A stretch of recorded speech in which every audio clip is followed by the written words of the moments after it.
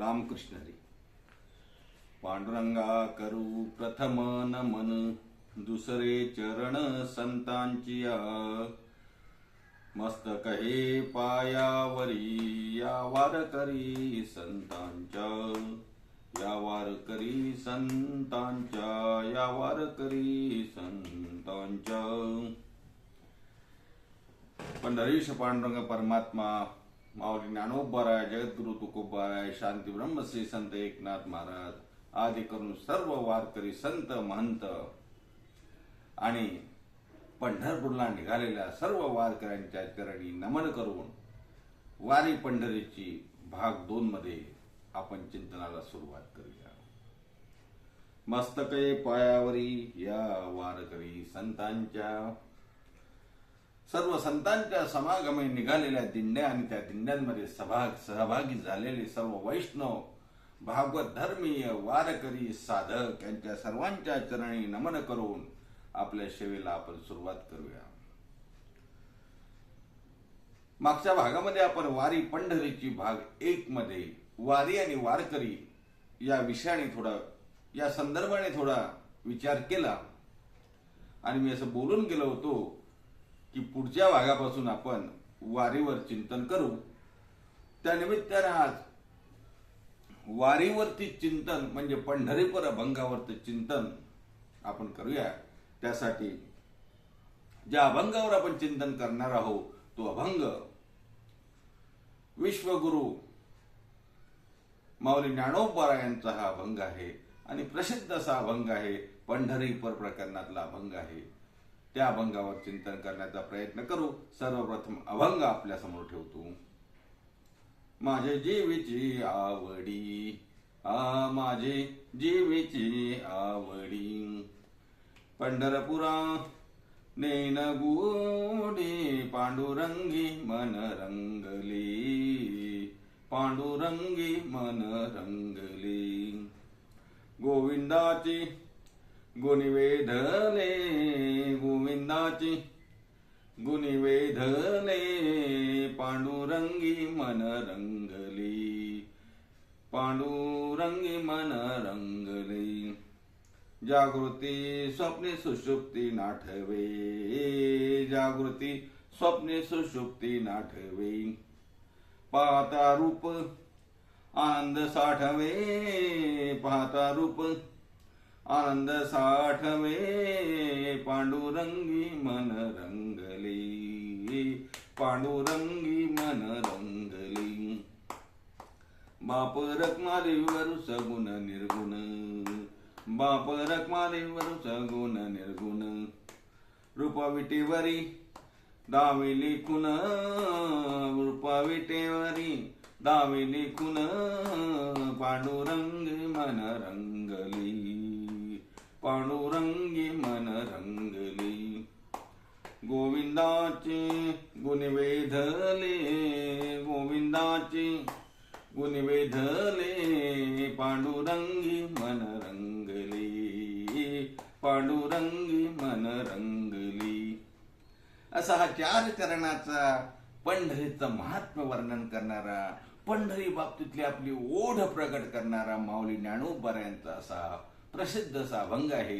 वारीच्या निमित्ताने या अभंगावर आपण थोडं चिंतन करण्याचा प्रयत्न करू.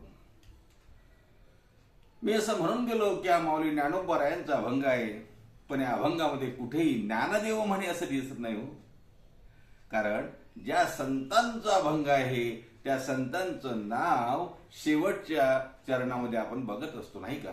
तुका म्हणे, नामा म्हणे, सेना म्हणे, चोखा म्हणे, किंवा एका जनार्दनी, नामयाची जनी, दासी जनी, असं आपण बघतो की नाही. त्यावरून आपण ठरवत असतो की हा अभंग कुणाचा आहे. आणि ज्ञानेश्वर महाराज माऊली ज्ञानोबा यांच्या पण अभंगामध्ये आपण हरिपाठामध्ये आलाय की नाही. प्रत्येक अभंगाच्या शेवटी ज्ञानदेव म्हणे सगुणे ध्यान, किंवा ज्ञानदेव म्हणे, प्रत्येक ठिकाणी ज्ञानदेव म्हणे आहेच ना. ज्ञानदेव म्हणे व्यासाची पुन्हा प्रत्येक अभंगाला ज्ञानदेव म्हणे. त्यावरून आपण असा बोध घेतो की अभंग ज्ञानराजांचा आहे, माऊली ज्ञानोबा यांचा आहे. परंतु या अभंगामध्ये ज्ञानदेव म्हणे असं कुठेही आलेलं नाही. तर शेवटच्या चरणामध्ये बाप रखुमा देवी वरू सगुण निर्गुण असा प्रयोग आलाय. बाप रखुमा देवी वरू, मग अभंग ज्ञानोबा माऊलींचा आहे की नाही? बघा, वारकरी संप्रदायातल्या ज्येष्ठ विचारवंतांनी, ज्येष्ठ कीर्तनकारांनी असं सांगून ठेवलं की बाप रखुमा देवी वरू आणि ज्ञानदेव म्हणे ही दोन्ही अभंग माऊलींचे आहेत, ज्ञानोबारायांचे आहेत. 16व्या वर्षीच आपलं जीवन कार्य संपवायचं आणि आपण समाधिस्थ व्हायचं असं माऊलींनी ज्या वेळेला बोलून दाखवलं, त्यावेळी मुक्ताबाईंनी, निवृत्तीनाथांनी, सोपान काकांनी माऊलींना सांगितलं, माऊली एवढ्या लवकर आपला अवतार कार्य संपवू नका. जगासाठी नाही, जनतेसाठी नाही तरी आमच्यासाठी तरी किमान तुम्ही 2-2 वर्ष थांबले पाहिजेत. तेव्हा माऊली ज्ञानोबारांनी प्रत्येकासाठी 2 वर्ष असं पकडून त्या ठिकाणी 6 वर्ष आपलं जीवनकाल वाढवला. 16 आणि 6 म्हणजे असे 21-22 वर्ष माऊली ज्ञानोबाराय राहिले. 16व्या वर्षापर्यंत केलेलं काव्य माऊली ज्ञानोबारांनी ज्ञानदेव म्हणे या नावाखाली टाकलं आणि 16व्या वर्षानंतर जे काही अभंग केले, 16व्या वर्षानंतर जे काही माऊलींनी साहित्य आपल्यासमोर मांडलं, ग्रंथ संपदा मांडली, तिथे बाप रखुमा देवीवर हा शब्द प्रयोग केला असं आपल्याला अनेक कीर्तनकारांकडून ऐकायला मिळते. 2 दृष्टीने हा बाप रखुमा देवीवर हा विचार आलेला आहे. मी का सांगतोय? कारण माऊली ज्ञानोबारायांच्या अभंगावरचं चिंतन हे आपण आपल्या संतांच्या अमृत वचने या चॅनलच्या द्वारे सर्वात पहिल्यांदा आपण हे करतो आहोत. आजपर्यंत आपण माऊलींच्या अभंगाचं पूर्ण चिंतन कधीही केलं नाही, म्हणून आज मुद्दामून मला हे सांगितलं पाहिजे की बाप रखुमा देवीवरू म्हणजे सुद्धा ज्ञानदेव म्हणे असाच त्याचा अर्थ आहे. योगायोगानं असं आहे महाराज, माऊली ज्ञानोबारायांच्या आई वडिलाचं नावही आई रखुमादेवी आहेत आणि वडील विठ्ठलपंत आहेत, म्हणून त्या दृष्टीने सुद्धा बाप रखुमा देवीवरू असं म्हणता येईल. आणि माऊली ज्ञानोबारायांनी विठ्ठलाला आणि रुक्मिणी मातेला आपले माय बापच म्हटलं, त्या दृष्टीनं सुद्धा बाप रखुमा देवीवरू हा प्रयोग आपल्याला मांडता येईल. तेव्हा थोडक्यात मी कशासाठी हा विस्तार केला की अभंग माऊली ज्ञानोबारायांचा आहे, बाप रखुमा देवीवरू ही सर्व अभंग माऊली ज्ञानोबारायांचे आहे. असो, वारीच्या निमित्तानं हा अभंग आपण चिंतनाला घेतला. अभंग आहे माझे जीवीची आवडी पंढरपुरा नेईन गुडी. या अभंगातून माऊली ज्ञानोबारायांनी आपली आवड व्यक्त केली महाराज. हे बघा, जी गोष्ट आपल्याला आवडते, जी गोष्ट आपल्याला पुन्हा पुन्हा सांगावीशी वाटते, पुन्हा पुन्हा ऐकावीशी वाटते, पुन्हा पुन्हा बघावीशी वाटते. व्यवहारामध्ये बघा ना, तुमचा आमचा अनुभव काय आहे? आपला आवडीचा विषय आपण पुन्हा पुन्हा म्हणून दाखवतो नाही का? अहो आम्ही तिथे गेलो होतो, तिथे असं असं होतो. अहो पण तुम्ही ते कितीदा सांगितलं? कारण तो तुमच्या आवडीचा विषय आहे ना. एखाद्या आपल्या मुलाचं कौतुक पुन्हा पुन्हा पुन्हा पुन्हा आपण कौतुक करतो. तुम्ही कालच सांगितलं आम्हाला, परवा सांगितलं, तरी पुन्हा पुन्हा सांगितलं जाते, कारण तो आवडीचा विषय असतो. बरं, आपल्या घरच्यांची स्तुती, स्वतःची स्तुती पुन्हा पुन्हा ऐकावीची वाटते का? कारण माणसाला ते आवडते. एखादी गोष्ट पुन्हा पुन्हा पाहावीशी वाटते, कुठली? जी आवडणारी असते ती.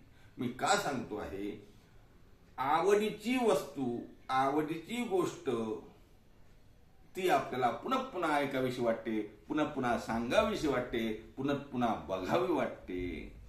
आणि मग अंतरामध्ये असलेली आवड व्यक्त करण्यासाठी माऊली ज्ञानोबारायांनी या अभंगामधून सांगितलं, माझे जीवीची आवडी.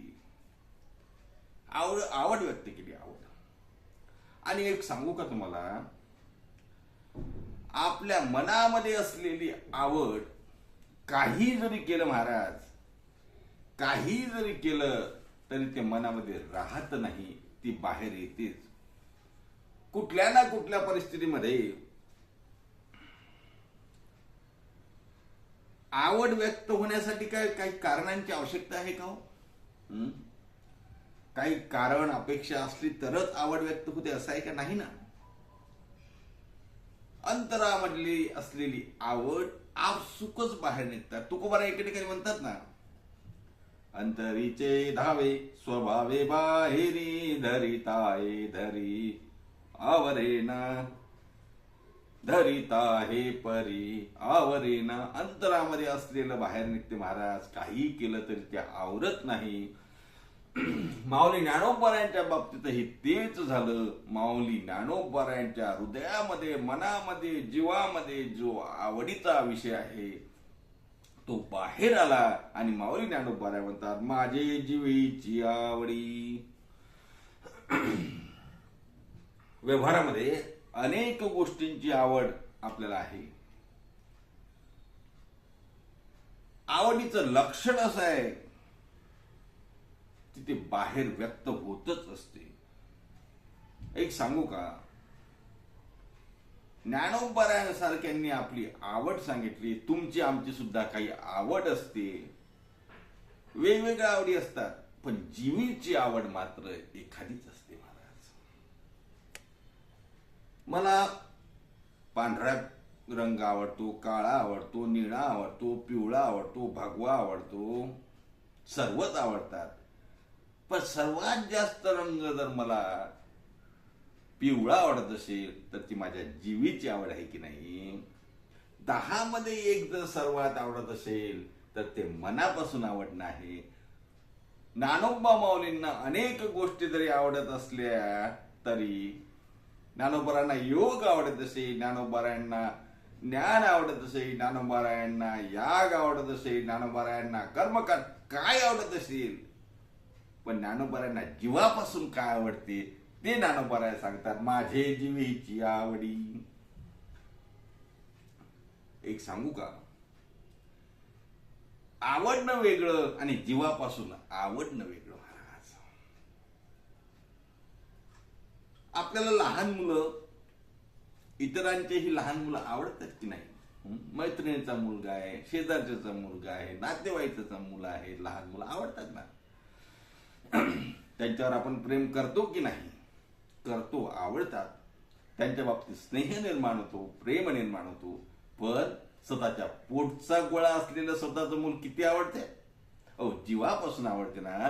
तसं माऊली ज्ञानोबा या ठिकाणी आवड व्यक्त करतात, पण आपल्या जीवाची आवड व्यक्त करतात, माझे जीवीची आवडी. महाराज, आम्हाला हे कळलं हो, तुमच्या जीवीची आवडी कळलं, पण काय नेमकी आवड आहे काय ते सांगा ना. तर मग ज्ञानोबा महाराज, ज्ञानोबाराय म्हणतात, पंढरपुराने येईन गुढी, पंढरपुराने येईन गुढी, माझे जीवीची आवडी पंढरपुराने येईन गुढी. पंढरपुराला गेल्या 3-4 दिवसापासून थोडा त्रास आहे सर्दी खोकल्याचा. माझे जीवीची आवडी पंढरपुरा नेईन गुढी, पंढरपुराला गुढी नेईल ही माझ्या जीवाची आवड आहे. इथे गुढी हा शब्द पताक्या अर्थाने घ्या. खांद्यावरती पताका घेऊन पंढरपूरला जाईल, खांद्यावरती पताका घेऊन भगवंताचं नामस्मरण करत मी पंढरपूरची वारी करावी ही माझ्या जीवीची आवडी आहे, असं माऊली ज्ञानोबाराय म्हणतात. माझे जीवीची आवडी पंढरपुरा नेईन गुढी. गुढी हा शब्द पताक्या अर्थाने मी सांगितला. आपण बघतो दिंडीमध्ये, पालखीमध्ये पताका घेऊन वारकरी चालत असतात, भजन करत चालतात. लावणी, मृदुंग, श्रुती, टाळ, घोष, शेव ब्रह्मरस आवडीने नाही का. टाळ आहे, विना आहे, पखावाज आहे आणि पताका आहे. उंचे पताकाचे भार नाही का. असे हातामध्ये पताका घेऊन, भगव्या पताका घेऊन वारकरी ज्यावेळेला पंढरीच्या दिशेने निघतात महाराज.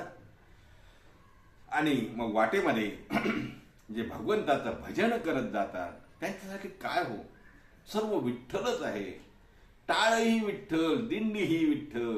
विठ्ठल टाळ, विठ्ठल दिंडी, विठ्ठल टाळ, विठ्ठल दिंडी.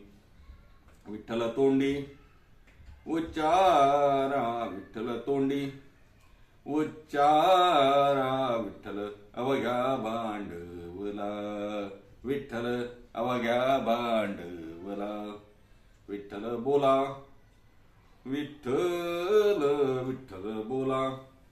विठ्ठल विठ्ठल अवघ्या भांडवला. विठ्ठल टाळ, विठ्ठल दिंडी, विठ्ठल तोंडी उच्चारा. असे वारकरी निघतात पंढरपूरला. माऊली ज्ञानोबा म्हणतात, माझ्याही जीवापासूनची आवड तेच आहे की माझे जीवीची आवडी, माझे जीवीची आवडी. पंढरपुरा नैन गुढी, पंढरपुरा नैन गुढी. पांडुरंगी मन रंगले, पांडुरंगी मन रंगले. माऊली ज्ञानोबा म्हणतात, माझ्या जीवापासूनची माझी आवड एकच आहे की पंढरपूरला पताका घेऊन मी जाईल.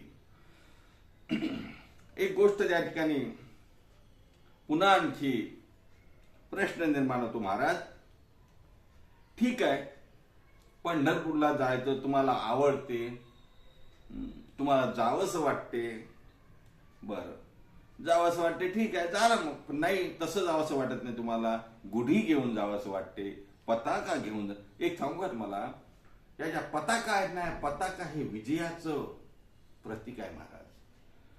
पताका हे सौख्याचं प्रतीक आहे. पताका हे विरक्तीचं प्रतीक आहे. कसं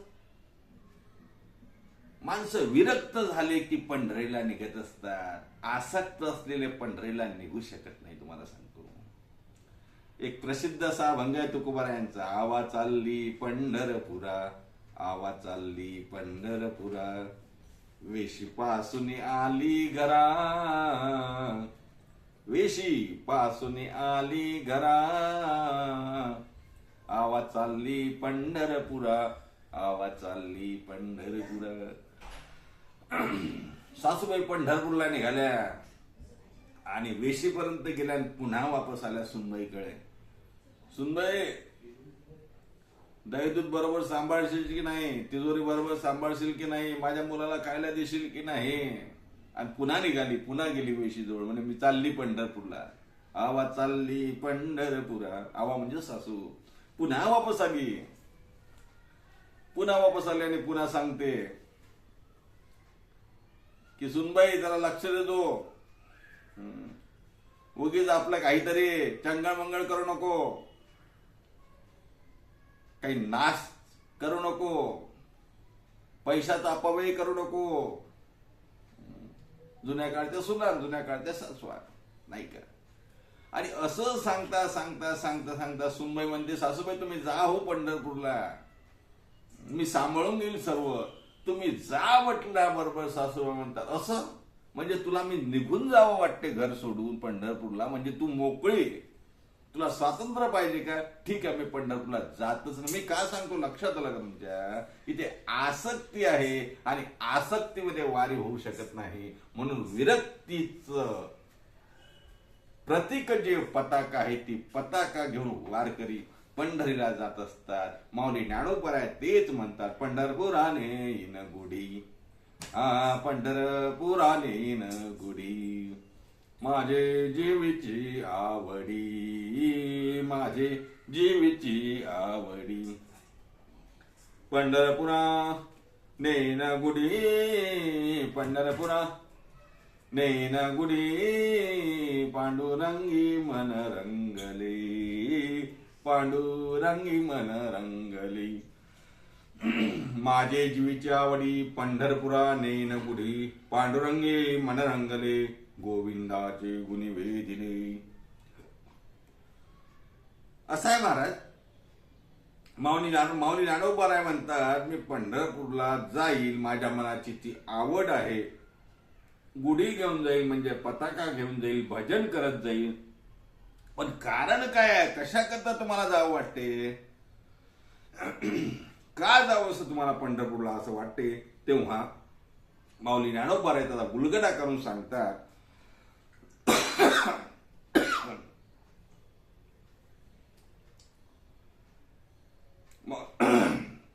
माऊली ज्ञानोबा असं म्हणतात, खरं म्हणजे मी पांडुरंगाच्या भक्तीमध्ये रंगून गेलो. पांडुरंगी मन रंगले, माझं मन पांडुरंगावर बसलं. माझ्या मनामध्ये फक्त पांडुरंगच त्या ठिकाणी बसला आहे. पांडुरंगाच्या रंगामध्ये मी न्हावून निघालो. आता मात्र त्याच्याशिवाय मला दुसरं काहीच दिसत नाही. म्हणून माझ्या मनाची आवड अशी आहे की पंढरपुरा नेन गुडी.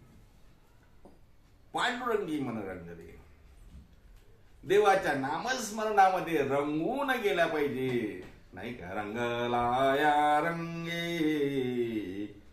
रंगलाया रंगे, तुका विठ्ठल सर्वांगी, तुका विठ्ठल सर्वांगे. रंगलाया रंगे, तुका विठ्ठल सर्वांगे. रंगून जायचं पांडुरंग भक्तीमध्ये. माऊली ज्ञानोबा म्हणतात, मी पांडुरंगाच्या भक्तीमध्ये, विठ्ठलाच्या भक्तीमध्ये रंगून गेलो महाराज. आणि म्हणून मला असं वाटते की पंढरपुरा नेन गुडी. का हो? कारण पांडुरंगी मन रंगले, पांडुरंगी मन रंगले. पांडुरंगामध्ये माझं मन रंगलं. आणि मग पांडुरंगामध्ये माझं मन रंगल्यामुळं परिणाम असा झाला. परिणाम काय झाला? परिणाम गोविंदाचे गुणवेधने, गोविंदाचे गुणवेधने, पांडुरंगी मन रंगले. गोविंदाचे गुणवेधले म्हणजे त्या गोविंदाच्या गुणानं माझं मन वेधून घेतलं. कारण त्याचे गुण बघून मी भारावून गेलो. व्यवहारामध्ये बघा, मनुष्य कसा भारावून जातो, वेधतो की नाही, मनुष्याचं मन लागते की नाही. मला बघा, एखाद्याचं सौंदर्य बघून, एखादीचं सौंदर्य बघून, एखाद्याचं भलेपणा बघून, एखाद्याची श्रीमंती बघून, एखाद्याची हुशारी बघून, एखाद्याचा पराक्रम बघून, एखाद्याची खिलाडू वृत्ती बघून मनुष्य, कोणीही मनुष्य म्हणजे या ठिकाणी कोणी स्त्री पुरुष, कधी कधी मन वेधून घेतलं जातं की नाही महाराज? अहो, क्षणिक असलेलं सौंदर्य, निरंतर नसलेलं सौंदर्य, त्या सौंदर्यावर भाळून सुद्धा आपण वेधून जातो. आपलं मन वेधून जातं, मन रंगून जातं. एखाद्या चांगल्या बोलण्यानं मनुष्य त्या ठिकाणी भुलून जातो. एखाद्या श्रीमंतीला मनुष्य गुंगून जातो.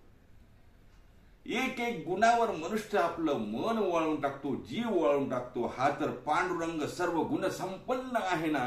मग या सर्व गुण संपन्न असलेल्या पांडुरंगाने जर आपलं मन वेधून घेतलं असेल तर नवर काय? तेच माऊली ज्ञानोबा सांगतात, गोविंदाचे गुणवेधले, गोविंदाचे गुणवेधले, पांडुरंगी मन रंगले, पांडुरंगी मन रंगले. पांडुरंगाने आपलं मन वेधून घेतलं, कारण तो सर्व गुण संपन्न आहे.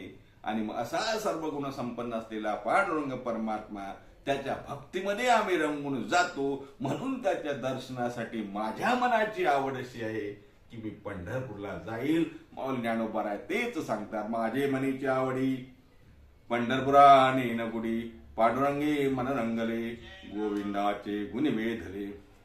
अशा प्रकारे या अभंगावरचं आपण चिंतन आज चालू केलं. आज 2 कडव्यावरचं चिंतन झालं. पुढच्या भागामध्ये आणखी उर्वरित 2 कडव्याचं चिंतन आपण करणार आहोत. तोपर्यंत सर्वांना रामकृष्ण हरी. सर्व वारकऱ्यांच्या चरणी पुन्हा आणखी दंडवत घालतो. पांडुरंगी मन रंगले, गोविंदाचे गुण वेधले, माझे मनीची माझे जीवीची आवडी पंढरपुरा नेन गुडी. अशा प्रकारे माऊली ज्ञानोबांचा अभंग, पूर्ण अभंगावरचं चिंतन झालेलं नाही. फक्त 2 चरणावरचं 2 कडव्यावरचं चिंतन आपण आज केलं. उर्वरित 2 कडव्यावरचं चिंतन पुढच्या भागामध्ये करू. तोपर्यंत सर्वांना रामकृष्ण हरी. ठरल्याप्रमाणे सर्व संतांचं भजन करणं क्रमप्राप्त आहे, नाही का? मग करूया भजन. निवृत्ती नांदेव सोपान मुक्तबाई. निवृत्ती ज्ञानदेव सोपान मुक्ताबाई एकनाथ नामदेव तुकाराम. एकनाथ नामदेव तुकाराम. निवृत्ती ज्ञानदेव सोपान मुक्ताबाई एकनाथ नामदेव तुकाराम. निवृत्ती ज्ञानदेव सोपान मुक्ताबाई एकनाथ नामदेव तुकाराम. पुंडलिक वरदे हरी विठ्ठल श्री ज्ञानदेव तुकाराम. दत्तात्रय जनार्दन श्रीनाथ माऊली ज्ञानेश्वर महाराज की जय.